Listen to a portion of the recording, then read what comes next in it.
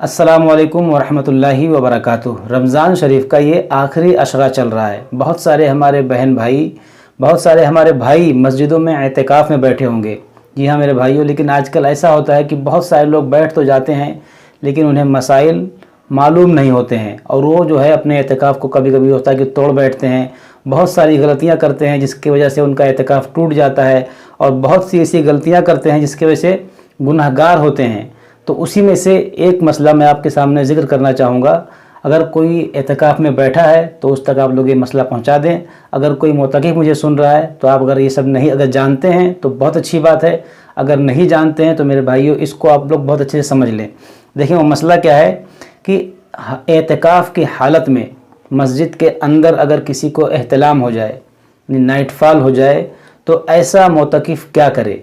तो मेरे भाइयों ऐसे को क्या करना है आप समझें। मोतकिफ़ को एहतलाम हो जाए तो एक लम्हा इंतज़ार किए बग़ैर फ़ौरन मस्जिद से बाहर निकले। मतलब जैसे ही उसको एहतलाम हुआ, जैसे उसकी आँख खुले, फ़ौरन वो मस्जिद से बाहर निकले।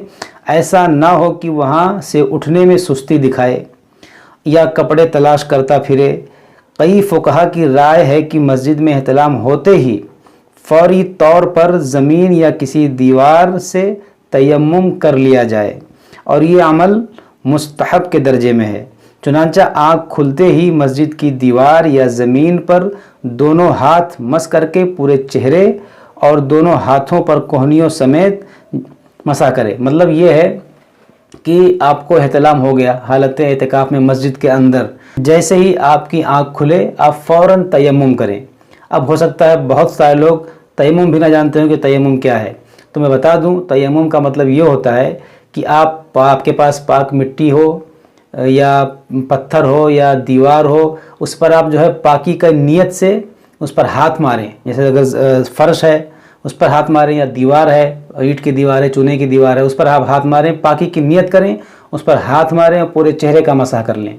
फिर दोबारा हाथ मारें और दोनों हाथों को कोहनियों समेत मसाह करें, दोनों हाथों का। बस इतना आपको करना है, नियत करना है, चेहरे का मसाह करना है और दोनों हाथों का कोहनियों समेत पूरा मसाह करना है। बस ये आपको करना है, ये तयम्मुम है। तो जैसे ही आपको एहतलाम हो, जैसे ही आपकी आँख खुले, आप फ़ौरन उठकर जो है तयम्मुम करें और फ़ौरन मस्जिद से बाहर निकलें और फ़ौरन जो है आप गुस्ल करके दोबारा मस्जिद के अंदर आ जाएं। तो बहुत सारे लोगों को ये मसला मालूम नहीं होता है, तो जब उनको एहतलाम हो जाता है तो बहुत परेशान हो जाते हैं कि अब हम क्या करें क्या करें। इस तरह सुस्ती में वहीं मस्जिद के अंदर बैठे रहते हैं। तो मेरे भाइयों मुझे उम्मीद है कि आपने इस मसले को समझ लिया होगा। अस्सलामु अलैकुम वरहमतुल्लाहि।